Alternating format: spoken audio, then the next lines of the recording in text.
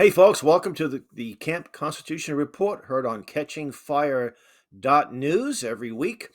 Also on WBCQ The Planet, which airs on Tuesdays and Fridays evening, 7:30 p.m. Eastern Standard Time, and it is brought to you by Camp Constitution. And if you're watching this on catchingfire.news, we encourage you to subscribe and share this great. There's so many great hosts on this network, and I know we get a little ways to go to catch up with Frank's speech and some of the other ones, but we're going to be there. I know that many people are turning out the establishment media, of course, the fake news, and also a lot of the neocon stuff that we get with to some extent with Newsmax and other networks. So. The show is brought to you by Camp Constitution, and among other things, we run a week-long family camp. And this year's camp, July 16th to the 21st at the Singing Hills Christian Camp in Plainfield, New Hampshire. We also have a ladies' retreat coming up in early May, and we have a weekend retreat coming up in the late end of September. And we have events all the time throughout the New England region and other parts of the country. So go to our website, campconstitution.net, to learn about us. Also, check out our incredible Samuel L. Blumenfeld archives. If you're a homeschooler, a teacher, researcher, it's just it's a great resource. Now, I belong to a group called the Mordecai Mission, and they actually have a show on this same network. And it was about 2 or 3 weeks ago, I was on a conference call, and I saw this gentleman, Gary Binford, and I said, "Man, I know about this guy. I've been following him and listening to his podcast." So I was delighted, and I said, "Hey, Gary, would you like to be on our show?" He said, "Absolutely." So he's on. Gary, come on in, and I'll give you a brief introduction. I guess if I read everything about you, it would take too long. It would be much time to interview you. But you are a believer, of course. That's first and foremost. A podcast host. You're a former sports writer, which is with news. Was it Newsday out of New York Newsday, City? the New York Daily News. New York Daily News, which And is Newsday first, then New York Daily News second. absolutely great. So, and we're glad to have you here on our show. So, welcome to the Camp Constitution Report and Camp Constitution Radio. Now, when you looked at the things you could talk about, it's practically everything when it comes to the issues that are facing our nation. But one of the things, and just a few days ago, there was something called Gay Pride Night. Now, I thought they already had the month of June. Then they have Coming Out Day, which is in October. But I guess now they have a night where athletes, sports teams are supposed to celebrate it. And there was one player for the Philadelphia Flyers who very respectfully said, "No, I'm a Christian. I just can't do it." He didn't make a big scene. He didn't denounce anybody. And you would think that he was advocating murder the way the media reacted. So, and this is happening. I remember as a child watching baseball, going to the Red Sox games where the bleachers were 50 cents.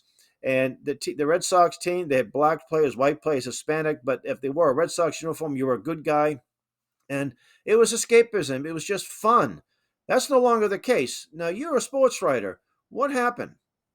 Well, I was a sports writer. That ended in 1992, but I will gladly answer the question because I have, first off, thanks for having me on, Hal. I truly, really appreciate this opportunity.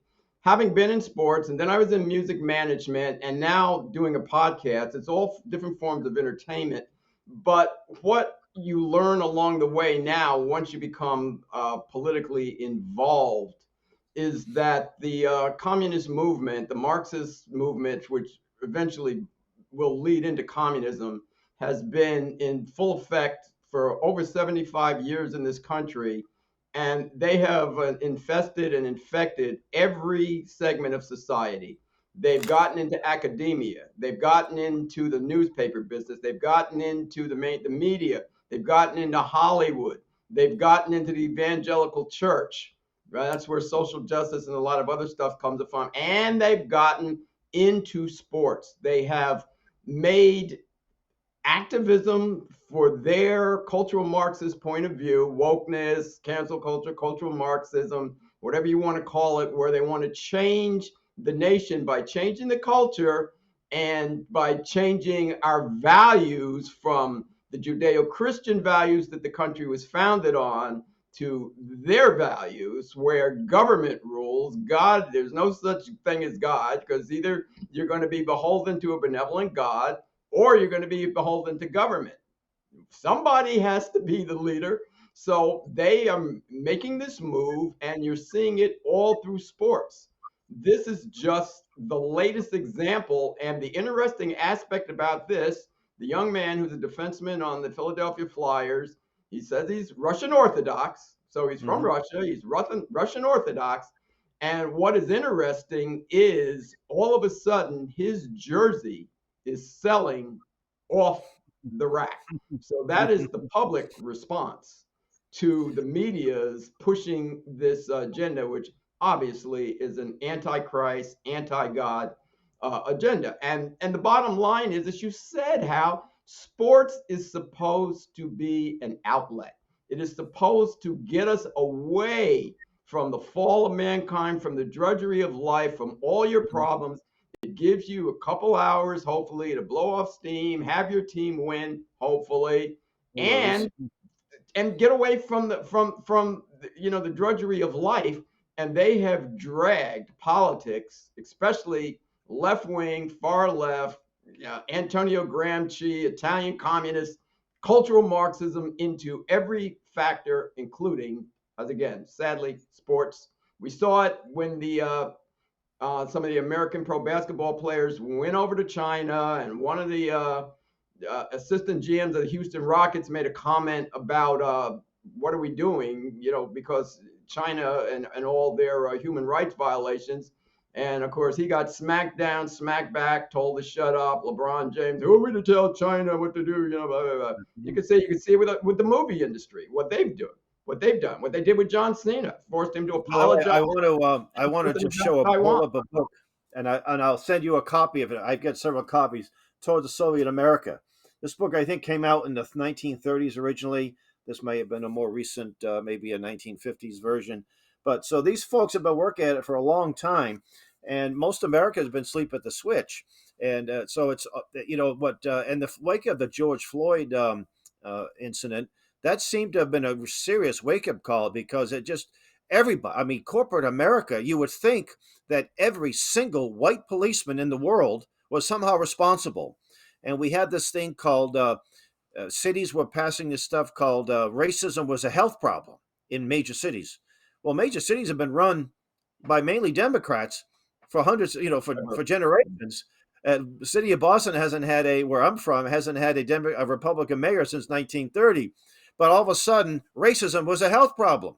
And you saw sports teams fly the Black Lives Matter flag. You saw them all kneel down. And it was really disgusting how many of them, it wasn't just a few, it was almost like the whole teams were doing this.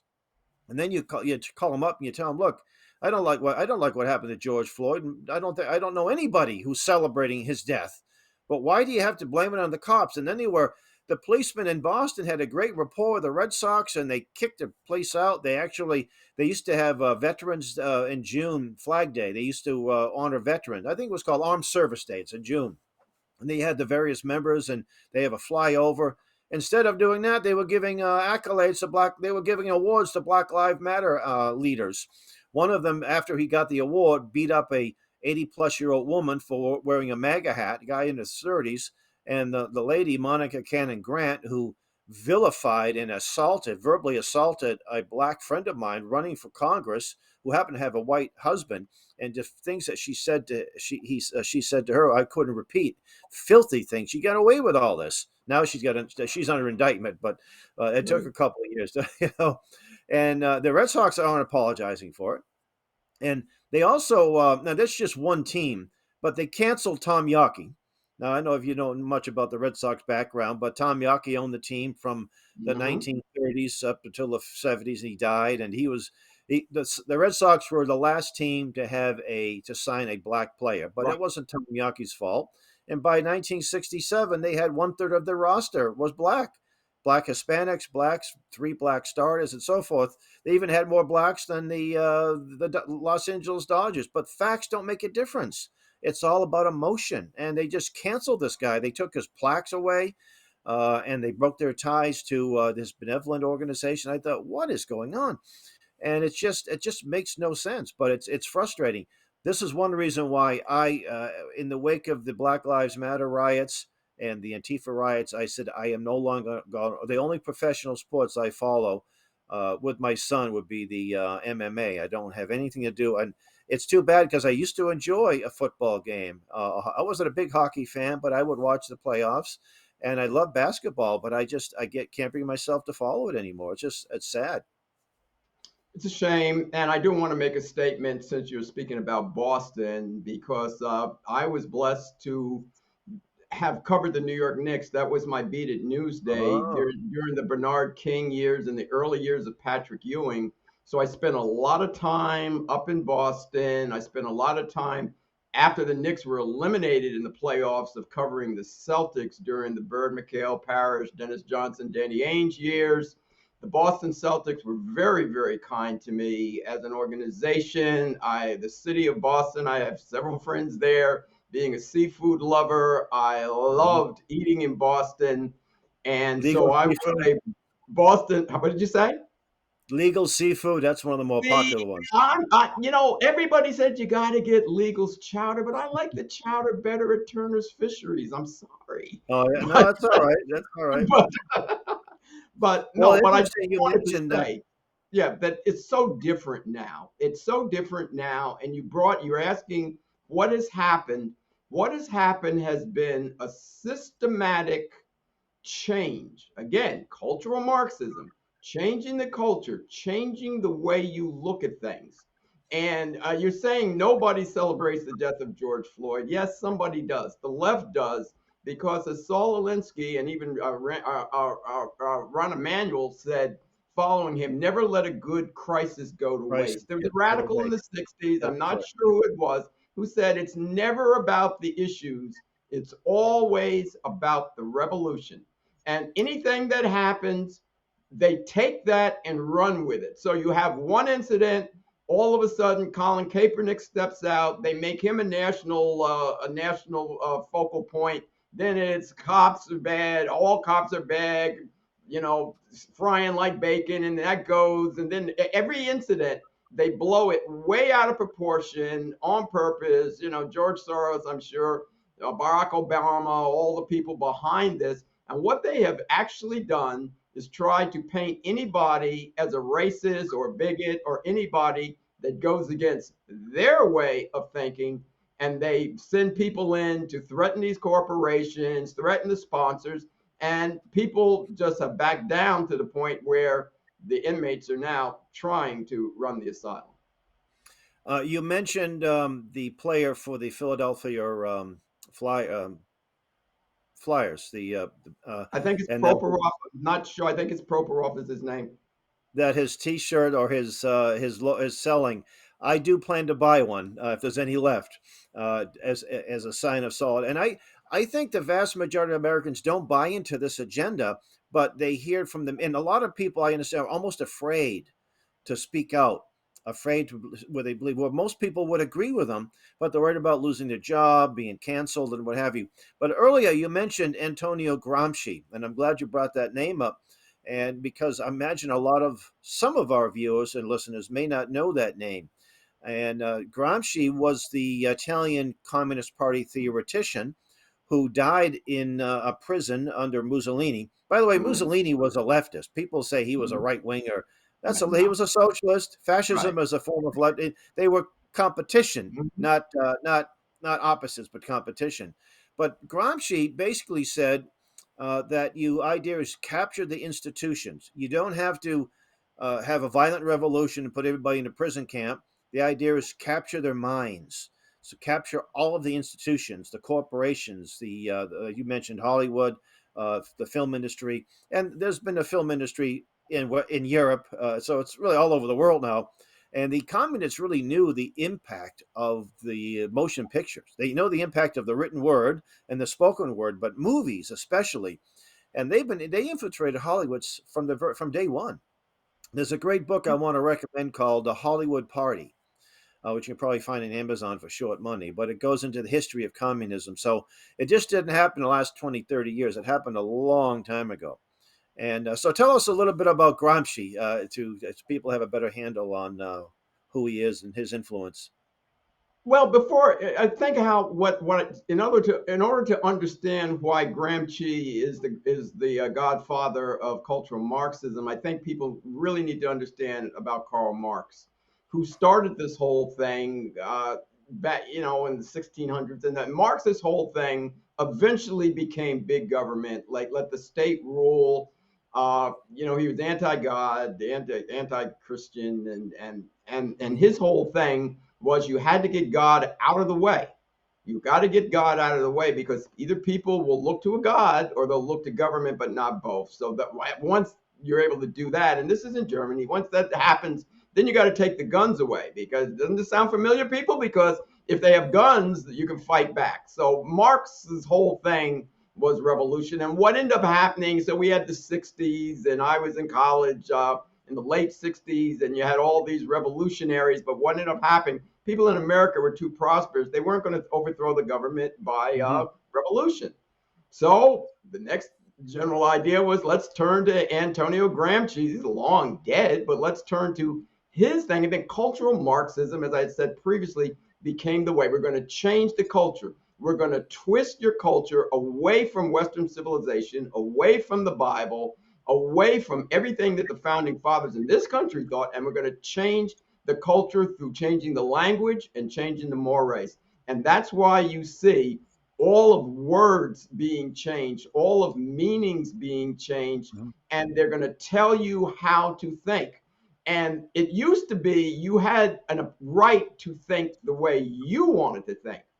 But under the guise of cultural Marxism, if you think left, you're right. If you think right, you're not wrong, you're evil. And that is the key thing, Hal, to me.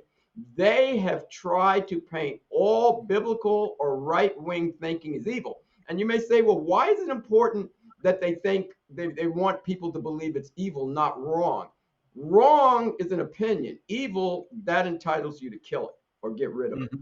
That's why you Demonize. see trying to get rid of everything. And Gramsci's whole thing was, as you said, peace. We can do this just by, we don't need a bloody coup to do this. So he right now, everything you see about cancel culture, wokeness, political correctness, social justice, which is the opposite of God's justice, everything you see is some stank fruit from his tree. Now, let me ask you: were you always a Christian conservative as you were growing up, or were you a militant leftist in your early day and then realized it was the wrong way to go?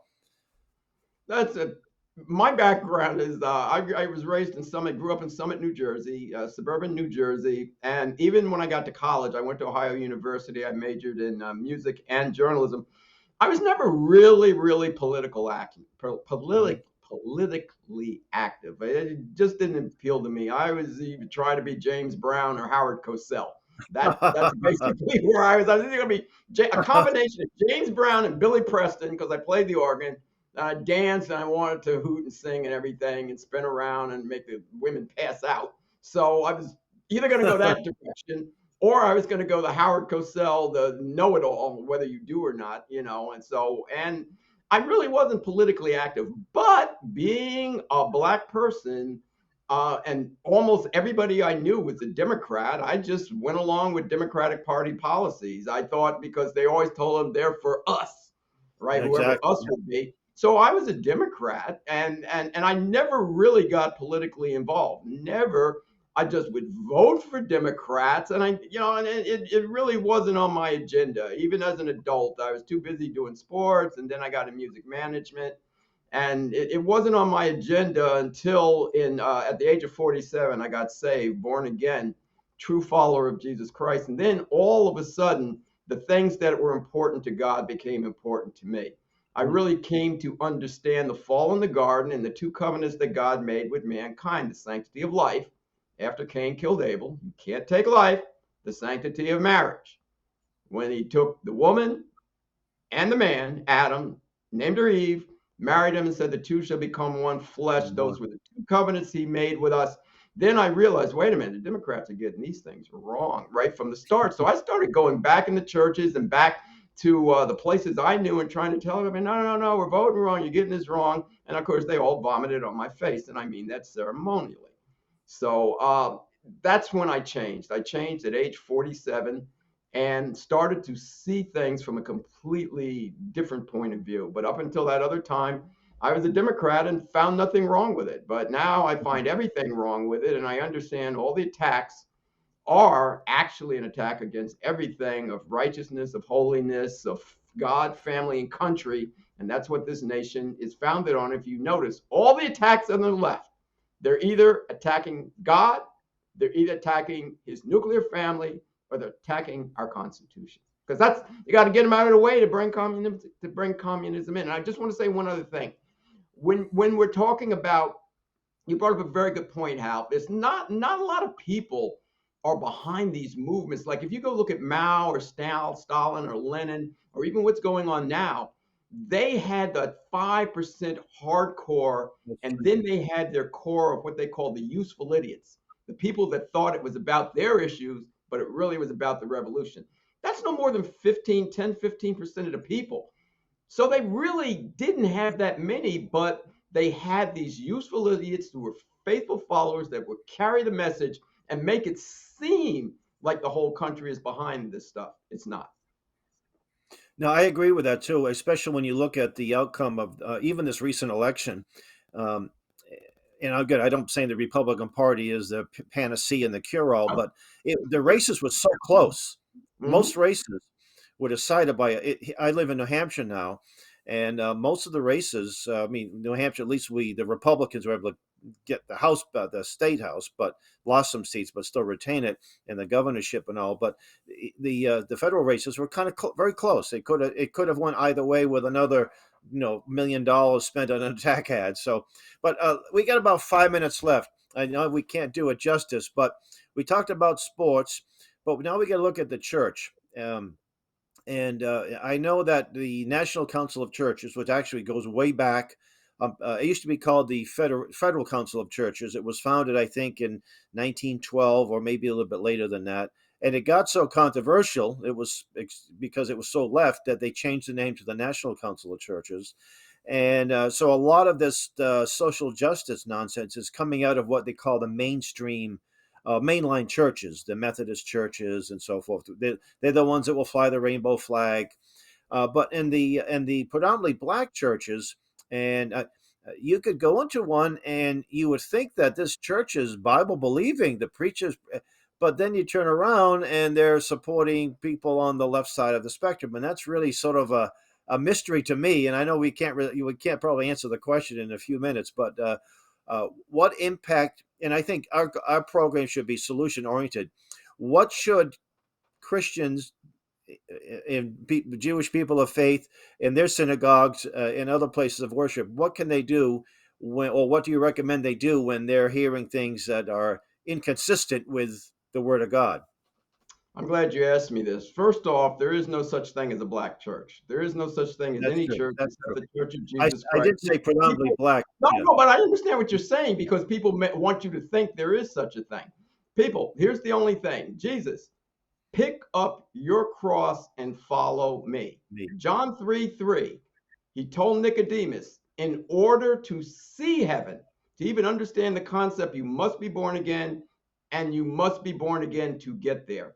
If your church is not born again, if they're not telling you you must be born again, mean born from the inside out, the Spirit of God on the inside of you, pick up your cross, follow me. Not you, follow Jesus, follow his edicts, follow where he wants to lead you in life. If they're not preaching holiness and righteousness, then you're in the wrong church. We have Father, Son, Holy Ghost.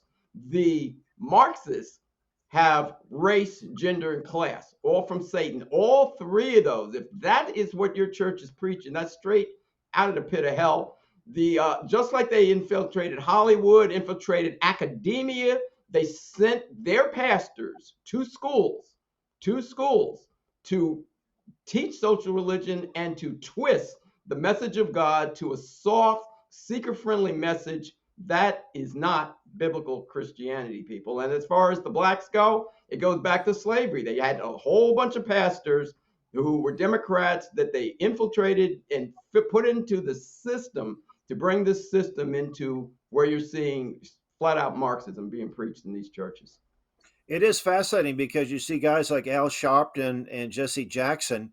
They got scholarship to go to theological school, and the communists or the our nation's enemies know that the black community had, in fact, there's a book called Brainwashing, and it was written by a man who actually coined the term, Ed Hunter.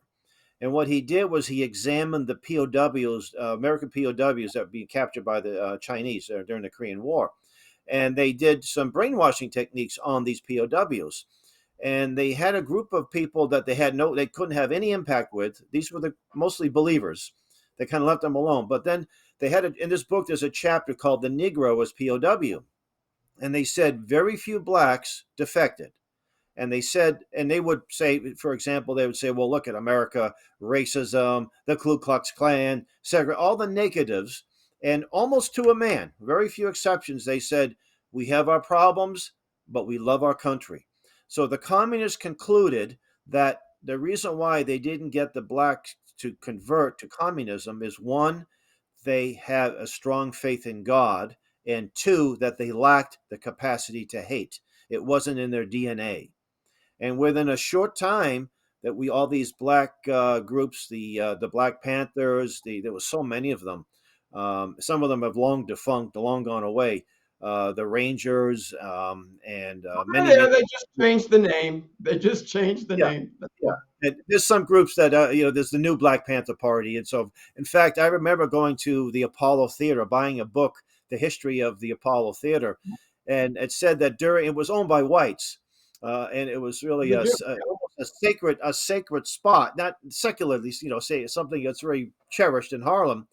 And during the off season, they would bring in drag queens, mainly white drag queens, to drag shows. The local churches would protest. The owners could care less about the local churches. But when it said black nationalists, it didn't say black. When the black nationalists threatened to burn the place down, they said that these homosexuals are demeaning to the black community. And they stopped bringing drag queens. Not that I'm suggesting that they do that. That's trying to burn the place down. But today, the next generation of black nationalists embrace the agenda. Because So it's they're kind of all in bed together. They're all in bed together, Hal. Like when you brought up Jesse Jackson and Al Sharpton, understand something, people. If they're on TV and they're claiming to be a reverend, why are they talking about no justice, no peace? First off, it's no Jesus, no peace. But second that's off, right. where's the forgiveness? Where's forgiveness? Christ was about forgiveness. God is about forgiveness. You never hear forgiveness from people on the left. Even the No. pastors in these churches have been infiltrated by Marxist trained pastors to steer the congregations away from God, family, and country. And the problem is, it only works because of itching ears. Satan sends to you what you want to hear. So people are getting what they want, unfortunately. We have about a half a minute left. So where could our viewers and listeners learn more about your great work? Well, my podcast is called United Patriots Uprising with Gary Binford. You can get it on radioinfluence.com or wherever you get your podcasts. And I just have great guests: Morgan Brittany, Ben Carson, Herschel Walker, General Flynn, Monica Crowley, Diamond and Silk. We're on a couple times, and it's a politically strong show about what is going on in this country and how we can save it. And we lost Diamond, unfortunately. She was a sweet lady, Yes, and and she was sad. sick. I didn't realize they were on the last time we taped in late November, and if she had taken ill in the middle of November, boy, she was powerful when she was on and was probably not well at the time. It's a Yeah. great loss. Well, thank you for being a guest on today's show. Thank you for And folks, having me. we'll do it again, I'm sure. Folks, you've been watching the Camp Constitution Report, listening to Camp Constitution Radio with your host, Hal Shurtleff. And until next week, may God richly bless you.